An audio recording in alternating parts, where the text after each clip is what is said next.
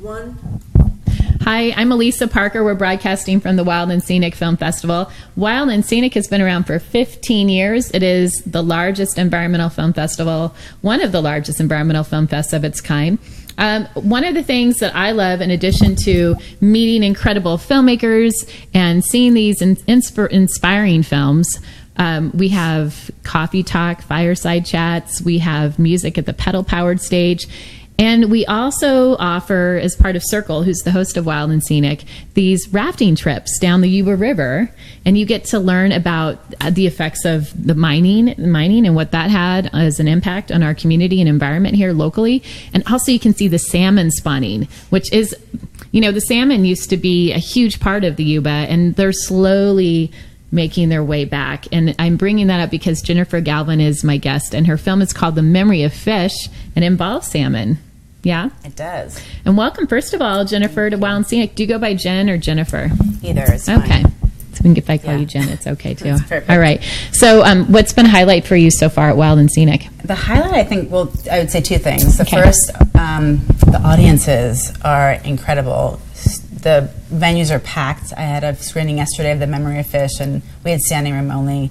And the audiences are just so engaged and so passionate with incredible questions, and just really, it's really moving to share the film with audiences at Wild and Scenic. And then the second thing is just reconnecting with old colleagues and friends. You know, we go around the world working on independent projects, and then we get to kind of come together and celebrate our work, which is really fun. That's great. I say this festival is kind of like where the tribe shows up. Yeah. You know, it's like our people show up here, and it's pretty exciting and inspiring. So tell us about The Memory of Fish. Sure. So The Memory of Fish was 6 years in the making. Started shooting it in 2010. It follows a life story of a man named Dick Goin, who was a pulp and paper mill worker, and he was a master fisherman and was really moved by the decline of salmon populations that he was witnessing. He kept these incredible fishing journals, and so he began fighting to get the 2 dams down on the Elwha River, which became the largest dam removal project in American history. Where is that dam located? It's in Washington State on the Olympic Peninsula in Port Angeles, and the Elwha River flows through Olympic National Park. So it's a really extraordinarily just beautiful area of the country. Yeah. And so 6 years in the making, I mean, what inspired you in the first place to create this film? And that takes a lot of perseverance to be part of a project like that, and you must have got to know Dick pretty well. Yeah, he was a dear friend. He passed away before I could finish the film. But I think what really pushed me was just having access to this incredible character, to be able to tell a huge story in American environmental history through one kind of singular character like him, who's really kind of emotionally available. He's very funny. He's just very kind of straight shooter. It was a really, I think, special opportunity. Do you know what was his specific passion around this, and really making this an enormous part of his life? Yeah, it was really for the fish. I mean, he would show up at meetings and just say... What was it about the fish? He felt a life debt to them. So he was a Dust Bowl refugee. His parents packed him and his sisters up in the car in 1936, and they drove them to Washington State from Iowa because they felt that they could feed their family off the Elwha River. They had some relatives in Washington State. So he really felt like the salmon saved his life and his family's life, and so he decided he was going to fight to save theirs. So what do you want everyone to know, Jennifer, in regards to your film, especially around action that we can take, whether that's locally here or also to help support the work that you're doing and through this film as well, or the work that, for the legacy of Dick, yeah, and the work that he created to help really support the fish population there? Well, one of the things I try to do the most through my documentary work is to kind of underscore the social basis of our relationship with nature. And so I think what's neat about this story is that now Dick's legacy lives on in all of us, right? And he was a citizen scientist. He would have never called himself an environmentalist. He didn't really know what that meant, but he knew that we need, a healthy environment, and so he kind of, oriented his life toward the river and the fish. So what's the story with the dam now? So both dams are out. Wow, that's amazing. It was paced out over 3 years. And is that why you were doing the film? Yeah. Okay.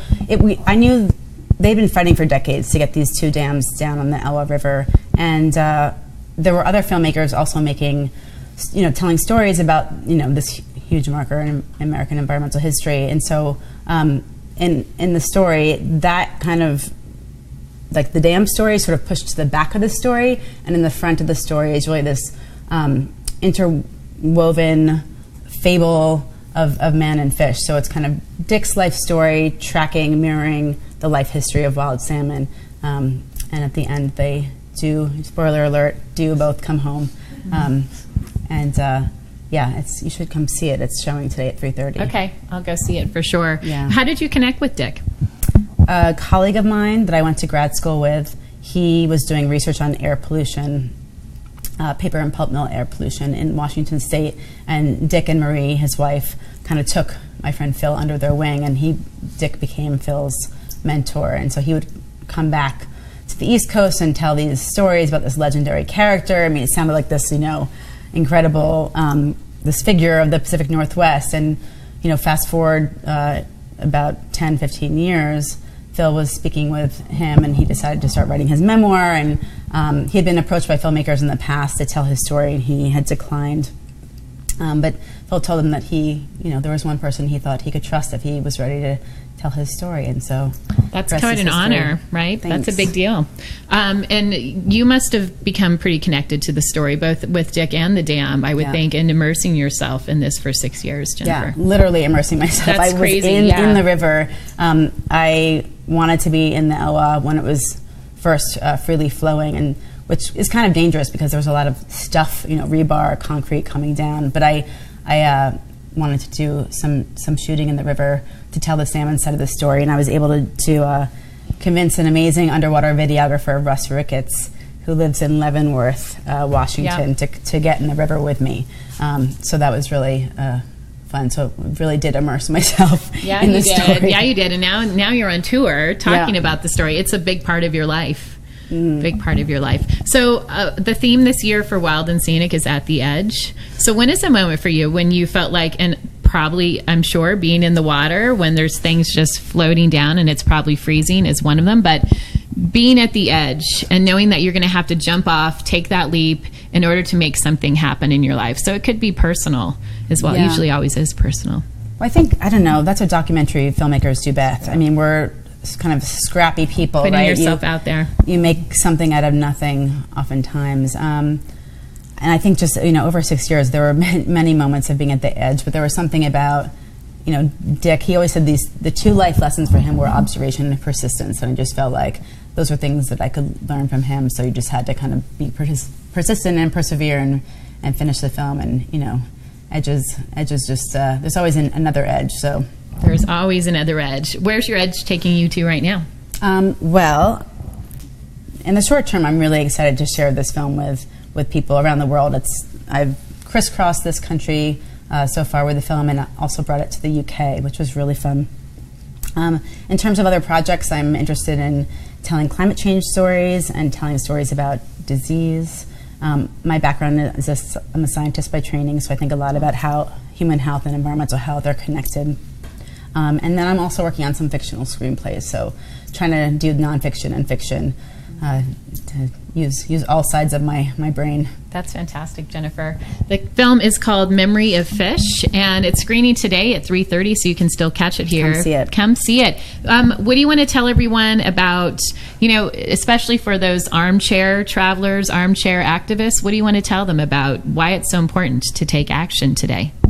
Well, there's a lot happening in the news these days, and I think it's more important than ever for people to feel empowered and not feel like they have to go somewhere else to make a difference, to really, open your eyes in your own backyard. And, I think, as Dick would say, eternal vigilance was his... Eternal vigilance. Yeah. Yeah, I like that. Thanks, Jennifer. So great to meet you. I'm Elisa Parker. It's the Wild and Scenic Film Festival. Come on down. We're going to there's film screening tonight, and actually I think Monday night as well. We're having some of the best of. So much to take part in still. Thanks, Jennifer. Thank you. Yeah. Grateful. Keep me posted on what you do. I will. In your films. I will. We'll definitely stay in touch. And I'm so sorry about the other day.